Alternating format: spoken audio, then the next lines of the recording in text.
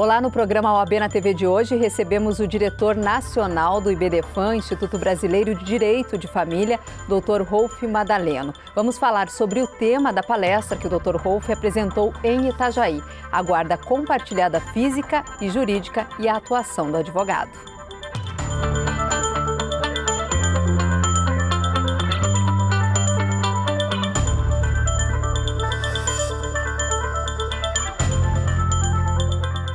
Além de acompanhar o programa na TV Câmara, você pode assistir as entrevistas completas em nossas redes sociais e no canal do YouTube da OAB Itajaí. Acesse também os nossos canais de comunicação. A OAB está no Facebook e também no Instagram. Olá, Dr. Rolf, obrigada pela participação, Uma visita a Itajaí que a gente conseguiu, então, gravar essa entrevista e esse programa com o senhor. Seja bem-vindo. Muito obrigado, eu agradeço o convite. Doutor, a gente vai falar hoje sobre a guarda compartilhada, foi um dos temas, o tema da sua palestra em Itajaí, uma lei relativamente nova, de 2013, mas anteriormente a guarda preferencialmente ficava com a mãe. Agora, sempre compartilhada? Não, nem sempre. Na realidade, até a gente precisa entender por que eles denominam de guarda compartilhada. Afinal de contas, nós estamos compartilhando o quê? O tempo da criança ou as responsabilidades dos pais?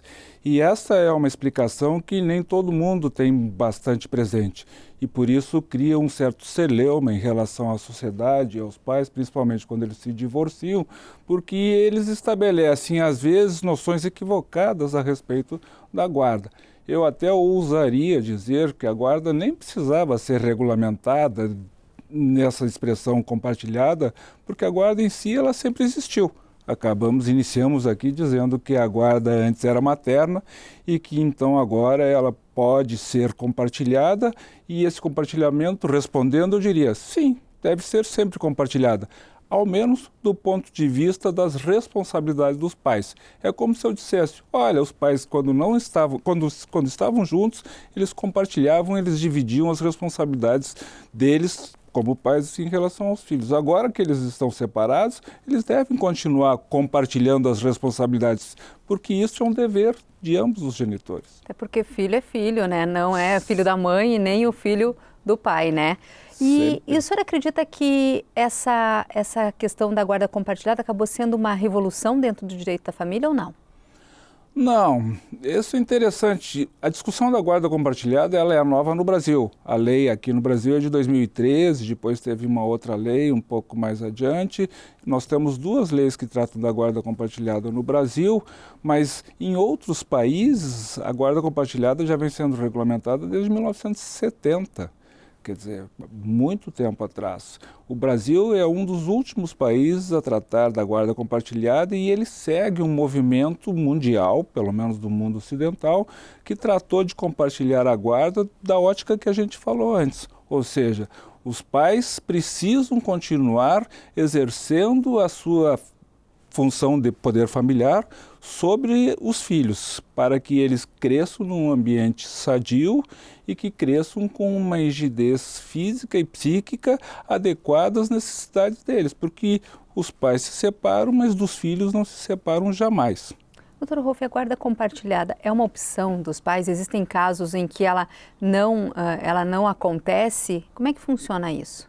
Bom, é bom que se recorde, antigamente a guarda era invariavelmente materna, mas num passado mais distante ainda, a guarda dependia de quem tinha sido culpado pelo fim do casamento. Posteriormente, a guarda se tornou majoritariamente materna, até porque é da própria natureza. A mãe já está acostumada a cuidar dos filhos e geralmente é aquela pessoa que mais se sacrifica, inclusive em termos de trabalho, abdicando do seu crescimento profissional para dedicar um maior tempo aos cuidados dos filhos. Então, hoje em dia, apesar da guarda ser compartilhada, os tribunais e os juízes, de um modo geral, eles mantêm ainda esta guarda materna. Só não dizem que ela é unilateral e também não dizem que a guarda é materna. Eles dizem que a guarda é compartilhada e criam uma espécie de eufemismo, dizendo que, embora a guarda seja compartilhada, a residência de referência é a residência materna. É como se nós disséssemos, está tudo como era antes, apenas que não se diz mais que a guarda compartilhada é unilateral e nem materna, mas que a residência de referência é a casa da mãe. Até aí não tem problema nenhum, porque isso é da própria natureza e nós estamos todos acostumados com isso e todos nós sabemos que não é a regra geral, mas nem todos os pais têm o tempo que as mães têm para se dedicarem aos filhos. Claro que existem pais que se dedicam com muito mais afinco, mas não é a regra geral, é a exceção. E isso não é demérito nenhum para ninguém. O que nós precisamos ter presente é que, quando nós falamos em guarda compartilhada, nós temos que considerar que a presença de ambos os genitores é de fundamental importância. E isso precisa ser assegurado. Essa é a grande revolução. Se extraiu, se tirou aquela ideia antiga de que a mãe, depois da separação ou do divórcio, era a única pessoa responsável pelos destinos e pelo futuro dos filhos. Não precisa ser assim. Ela continua tendo a guarda física do filho, mas a guarda jurídica, que é o termo que a gente atribui para esta responsabilidade, essa guarda jurídica é dos dois. Aliás, isso existe desde o tempo do direito romano, que nós chamamos hoje ainda de poder familiar. No passado tinha o nome de pátrio-poder, que era o poder do pai. Isso está equivocado. É o poder dos pais. É a responsabilidade dos pais. E é esse desdobramento que nós precisamos não só incentivar, como também divulgar, porque acho eu que ainda existe uma noção não muito clara do que representa exatamente essa tal da guarda compartilhada. Até no começo da nossa conversa o senhor falou, né, que muitas vezes as pessoas confundem, né, o conceito de guarda compartilhada. Ou é o tempo, né, que pai e mãe têm, ou é o cuidado com a criança, para que a gente possa entender, né, aproveitando o espaço, o que realmente compete à guarda compartilhada, né? Qual é esse conceito? O que beneficia também a criança? Eu costumo dividir a guarda compartilhada entre física e jurídica, entendendo que a guarda compartilhada física é a divisão igualitária do tempo de permanência de cada pai, de cada genitor com os filhos. É como se fizesse lá 15 dias para cada uma semana fica 4 dias com um, 3 no outro, na semana seguinte inverte, ou a guarda compartilhada de divisão de tempo poderia ser todo o período escolar, tem vários modelos e a lei não estabelece absolutamente nada disso. A primeira coisa que é um senão em relação a essa guarda compartilhada física é que às vezes ela é boa para os pais, mas ela não é boa para a criança e para o adolescente. Imaginem que essas crianças que têm que passar um dia na casa da mãe e no outro dia na casa do pai, ou uma semana que o seja, ou 15 dias, para elas a referência é importante, elas nunca vão saber depois de algum tempo, se elas estão na casa ou irão para a casa da mãe ou irão para a casa do pai. Isso dificulta, inclusive, as relações na escola e o próprio desenvolvimento do filho. Então, por isso que hoje se adota a ideia da residência de referência. A casa é materna ou a casa é paterna. Agora, o compartilhamento se dará, que é o segundo tópico dessa divisão que eu disse que se usa. Se a divisão física é essa da divisão do tempo, e que não é sempre recomendável, talvez às vezes funcione com crianças ainda de pouca idade, que não estejam amamentando, e a outra é a guarda jurídica. Essa sim é a responsabilidade, que nós já falamos algumas vezes, e esta responsabilidade ela tem uma fundamental importância, porque antigamente, quando se estabelecia a guarda unilateral e materna, havia um certo apoderamento da figura materna e o pai, às vezes, era inclusive excluído desse relacionamento. Tanto é que se fala em paralelo à lei da guarda compartilhada, se fala muito na lei da alienação parental. E muitos dos precursores da lei da guarda compartilhada, daqueles que lutam pela existência da guarda compartilhada, eles reclamam exatamente isso. Olha, se nós tivéssemos uma divisão física de tempo igualitário, nós teríamos aí uma oportunidade de evitar a prática da alienação parental, que é o fato de que um genitor, tendo mais tempo de convivência, às vezes faz campanha de exclusão do outro genitor. Então nós temos aí, por conta das desinteligências dos pais, situações muito críticas em relação aos filhos. E o legislador e todos nós, a sociedade, tem exatamente essa preocupação. Ou seja, o interesse não é o interesse dos pais, dos adultos. O interesse que se sobrepõe é o interesse prevalecente dos filhos. O que for bom para os filhos, provavelmente terão os pais que se adaptar a esta situação. Perfeito. Doutor Rolf, a gente vai fazer um breve intervalo, daqui a pouquinho a gente retorna falando aí, né, questionando, acredito que a gente já tenha uma resposta, pelo menos parte dela, sobre os pontos fracos e os pontos fortes, na sua opinião, da Guarda Compartilhada, e falando também um pouquinho mais sobre o tema da palestra que foi ministrada aqui em Itajaí.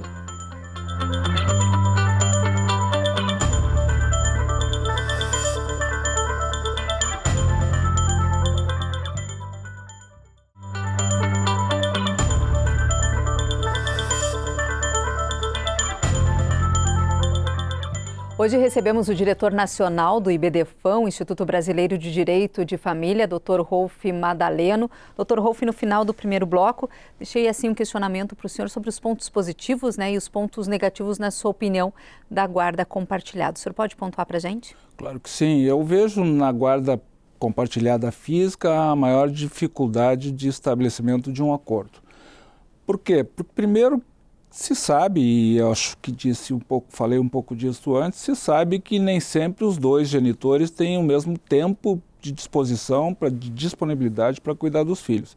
Às vezes a gente verifica nos tribunais e nos foros de família que, como a guarda compartilhada hoje é quase que um direito absoluto, a gente chama de um direito potestativo e inegável, alguns genitores, eles se prevalecem da possibilidade de uma guarda compartilhada e do desconhecimento que gera para as pessoas, para os leigos, o que representa e significa a guarda compartilhada.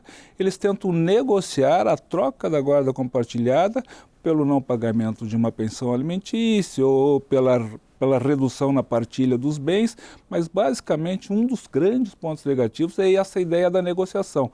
Um genitor pai, às vezes, vai lá negociar a guarda compartilhada, mas abre mão da guarda compartilhada para não pagar pensão, porque ele faz um raciocínio equivocado. Ele imagina, bom, se cada um vai ficar 15 dias com o filho, então os 15 dias que estão comigo eu pago direto as necessidades dele e os outros 15 dias a mãe paga. E aí tem um equívoco enorme, porque nem sempre um ganha a mesma coisa que o outro e 15 dias não paga o aluguel, que é cobrado para 30 dias. E o colégio também não aceita que só 15 dias sejam pagos e aí por diante. Então esse raciocínio é equivocadíssimo. E isto é uma moeda de troca que as pessoas usam e se prevalecem, como falei, da guarda compartilhada. Por isso que nós precisamos encontrar aqui no Brasil os ajustes que em outros lugares já foram sendo realizados. Por exemplo, quando os pais brigam muito e dizem que não pode estabelecer a guarda compartilhada porque eles não conversam entre si, aí vem outra dificuldade, porque esta negativa da ausência de diálogo entre os pais é aquela que tenta inclusive afastar a outra guarda, a segunda, que é a da responsabilidade, que nós chamamos de guarda jurídica. Essa é inevitável, essa precisa ser assegurada, porque isso não é um direito dos pais, isso é um direito dos filhos que precisa ser exercitado em benefício dos filhos a qualquer custo. Nenhuma desculpa justifica o não estabelecimento da guarda compartilhada juridicamente falando. Fisicamente até não precisa, pode um genitor ficar 5 dias e o outro 25 dias do mês, isto não é importante, porque o que importa é a qualidade dessa relação e não a quantidade, o tempo de convivência, porque às vezes a qualidade diz muito mais respeito e dá muito mais rigidez aos filhos do que uma má qualidade de convivência.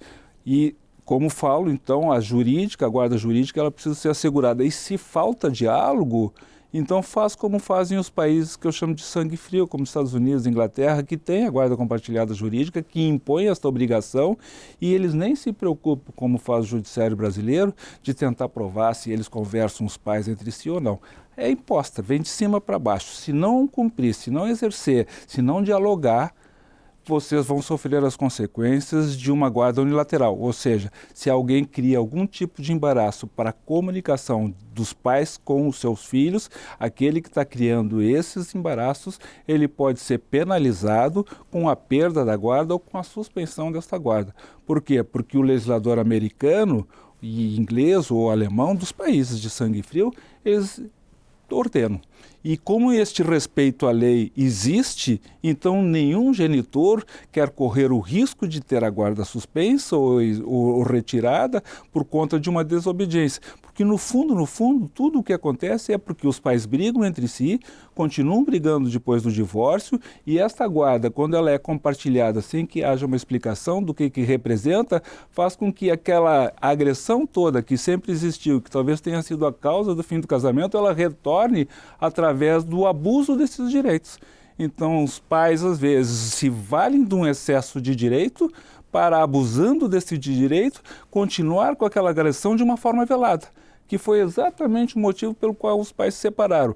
Um deles se sentiu abusado do ponto de vista da agressão. A Lei Maria da Penha é uma resposta para essas formas de agressões, que pode ser verbal, que pode ser física, psicológica, que pode ser material, economicamente falando. E esses abusos geram muitas vezes o fim do casamento.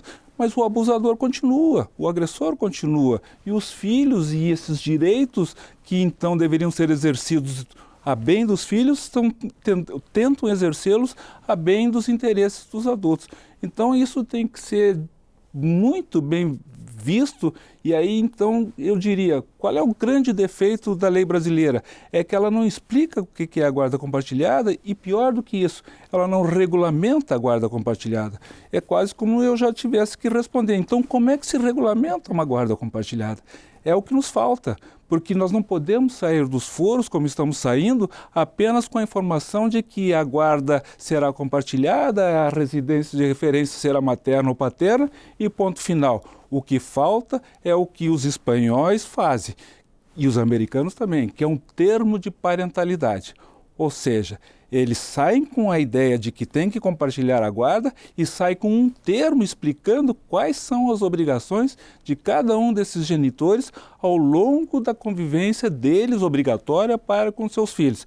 Então lá vai dizer quem tem que levar na escola, quem vai na reunião de pais e mestres, quem leva no médico, como é que se faz a comunicação dos pais em relação a isso, que notícias se tem que passar adiante e toda uma série de situações que é um comprometimento por escrito que, se for violado em detrimento da criança ou do adolescente, aí sim pode gerar uma substituição, uma troca da guarda. Eles invertem esse processo, ou seja, eles impõem e observam depois. Nós não, nós observamos durante o processo, no auge do litígio dos pais, e aí então esse desgaste todo em detrimento dos filhos, que sofrem o desgaste da briga dos pais, e aí então evidentemente que eles chegam num estágio tal de desentendimento que realmente acabam não conversando entre si ou causando coisas piores que às vezes nós verificamos e que nem convém mencionar. De sorte que talvez todo o processo deveria ser invertido. Nós deveríamos impor como fazem os outros e observar durante essa imposição, porque esses que já impõem, foi possível observar e verificar que nenhum deles usa os argumentos que nós usamos aqui. Lamentavelmente, eu acho que, de forma involuntária, acaba o Poder Judiciário, os advogados, os promotores, todos os que lidam com o direito de um modo geral, acabam contribuindo para que esta guarda compartilhada não dê certo, embora a intenção seja absolutamente procedente. Pelo procedimento, né, da maneira com que está acontecendo e levando em consideração todos esses pontos que o senhor pontuou agora nessa resposta, o senhor acredita que esse procedimento, né, esse processo, esse modelo dos espanhóis, dos americanos, dos ingleses, vai ser uma saída adotada no futuro ou ainda não no Brasil? Tem que ser, claro que sim. É que Mas caminha para isso? Existe já uma conversa em relação a isso, doutor Rolf? Caminha, existem precedentes, inclusive. Né? Agora, na comarca de São Paulo, um juiz homologou um termo de parentalidade, ou seja, pela primeira vez se teve notícias de que aqueles pais que estavam exercendo um compartilhamento da guarda, eles saíram do tribunal com a homologação de um acordo que impôs a cada um deles as tarefas que cada um deles deve observar. Ou seja, não há espaço para as vaidades dos genitores. Há espaço para que eles cuidem dos filhos e se responsabilizem por aquele programa que ficou acertado ali, que pode ser ajustado depois. O importante é que exista um compromisso e que se tenha noção de qual seja esse compromisso. Não adianta nada, esta é a evolução que falta, não adianta nada estabelecer uma guarda compartilhada onde as pessoas não sabem o que isto significa. Não significa sempre divisão de tempo, quase nunca significa divisão de tempo. Responsabilidade significa e cuidado. sempre divisão de responsabilidade e imposição de responsabilidade. Isto é o que é importante e nós estamos nos encaminhando para isso. Então, os primeiros modelos vieram, se fala sobre isso, se falou sobre isso aqui em Itajaí, se divulga a existência dessa guarda compartilhada, se divulga a existência desses modelos adotados por outros países que têm maior experiência em relação a esta guarda compartilhada e vai se ajustando. Infelizmente, o Brasil é um país novo, jovem, então ele vai recolhendo as experiências dos outros. Está caminhando. O senhor aqui em Itajaí, o tema foi física, né, divisão física e jurídica. O senhor também já fez, né, durante algumas respostas, pontuou algumas características. Deixamos alguma coisa de fora em relação às diferenças da física e da jurídica que o senhor não tenha mencionado?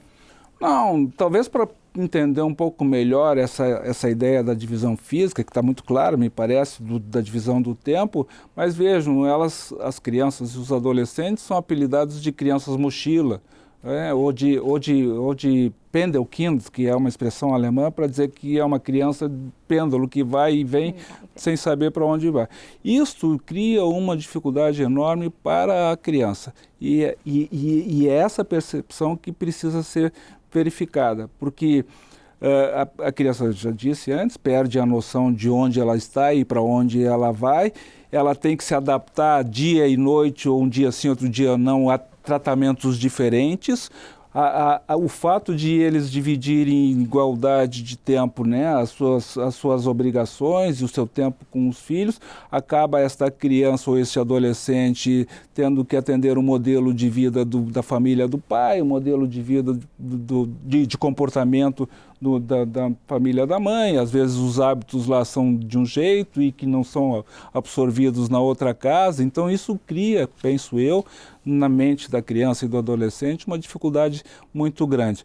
Eu imagino que se esta criança sabe que ela tem amor de ambos os pais, é mais ou menos parecido com aquela história que a gente encontra na internet do nó e do ninho, que era de um pai que trabalhava muito e mais amava muito o seu filho, e para que o filho soubesse que era muito amado pelo pai, quando quase nunca se encontrava, porque ele tinha 2 turnos de trabalho, ele, pai, todas as vezes que saía para trabalhar, encontrava o filho dormindo, então ele fazia um nó no lençol da cama do filho, para que o filho soubesse, através desse gesto muito pequeno, que ele era muito amado pelo pai. E com certeza essa criança cresceu tranquila e segura, sabendo, ainda que não tivesse a convivência, sabendo que o pai tinha um amor enorme e extremo pela existência e pela convivência com o filho. É o suficiente mostrar que os pais se preocupam com os filhos e não como muitos fazem,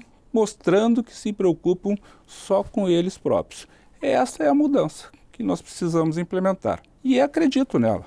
Acho que um dia nós vamos chegar nesse caminho, porque nossos filhos merecem esse respeito que nós precisamos ter com eles. Talvez nós sejamos ainda produto de uma impunidade, inclusive do ponto de vista das relações de família, porque se faz e acontece e às vezes não se vê nenhuma consequência. As consequências é que precisam ser mais rigorosas e elas precisam ser muito rigorosas quando se trata do bem-estar e da rigidez psíquica e física dos nossos filhos. Tá certo, a gente vai para um breve intervalo, daqui a pouco a gente retorna para o último bloco dessa entrevista.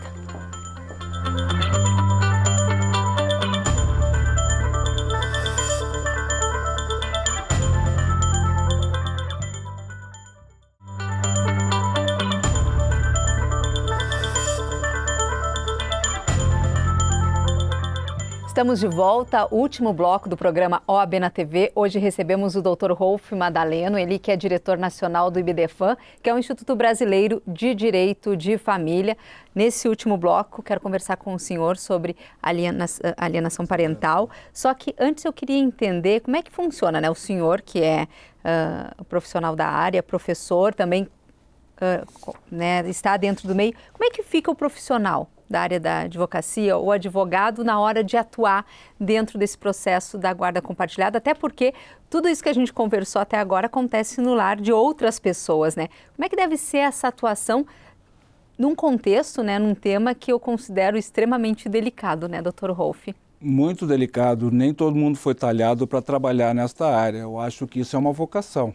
Trabalhar com direito de família como advogado, como juiz ou como promotor de justiça, tem que ser vocacionado, tem que ter esse pendor, tem que gostar do que faz, porque senão é melhor prestar os seus serviços noutra área do direito que não tem essa delicadeza e essa importância que tem o de direito de família. Nós estamos falando de pessoas humanas, nós estamos falando de pessoas vulneráveis, estamos falando de pessoas indefesas que dependem da nossa, quer dizer, da nossa atuação como genitores, né, para que a gente os conduza de uma forma elevada, né, para que depois eles cuidem da vida e repitam com seus filhos os mesmos ensinamentos.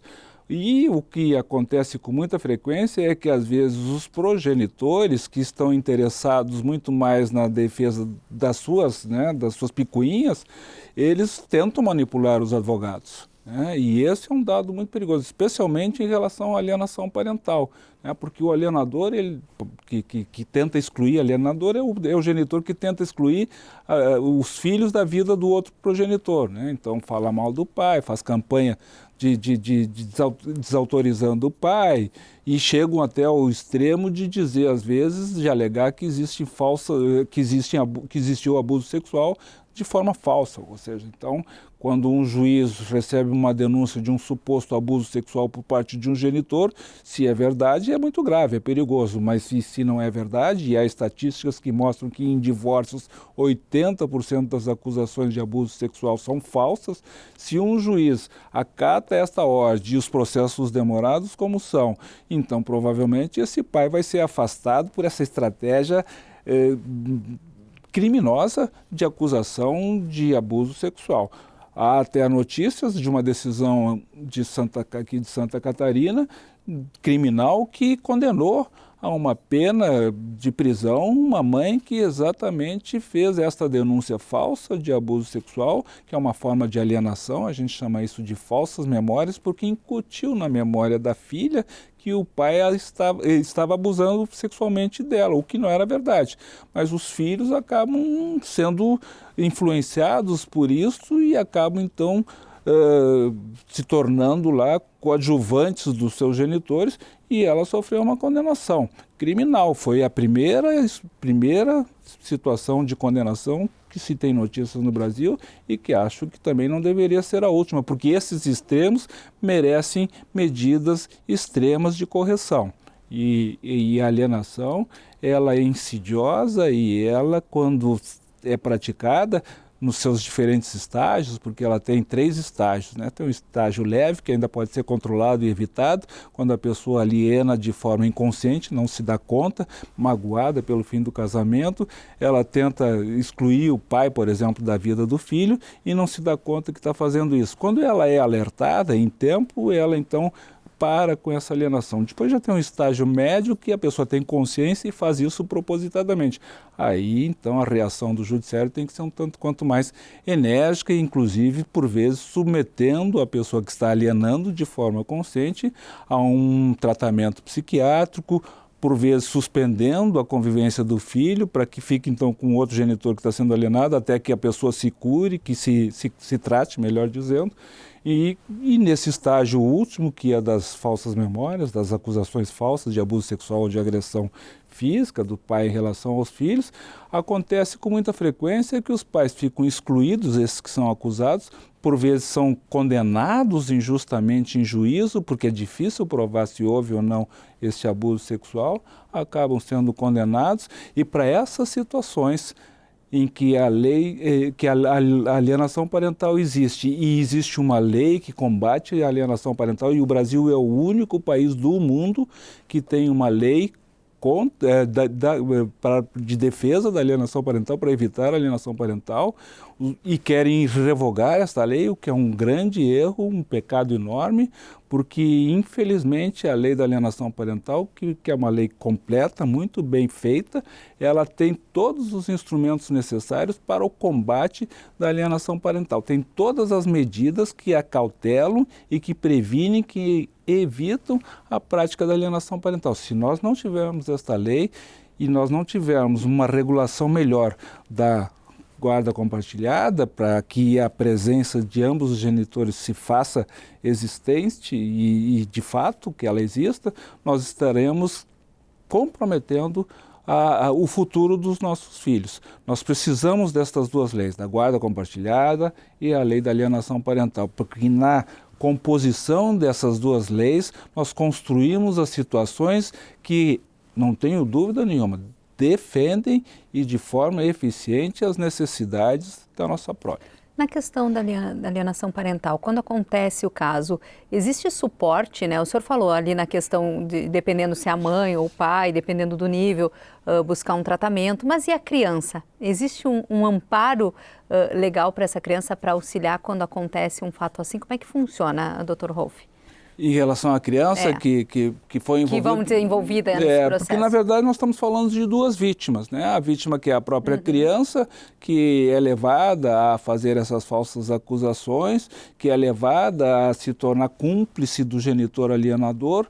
Ela seria a primeira a necessitar de um tratamento, né? Como a lei da alienação parental preconiza uma série de medidas conforme os estágios em que se encontra, um dos estágios mais drásticos é o da perda do poder da guarda dos filhos. Então, uma mãe que faz essas falsas acusações, ela pode perder a guarda do filho. E esta possibilidade de perder a guarda do filho, dificilmente ela é praticada.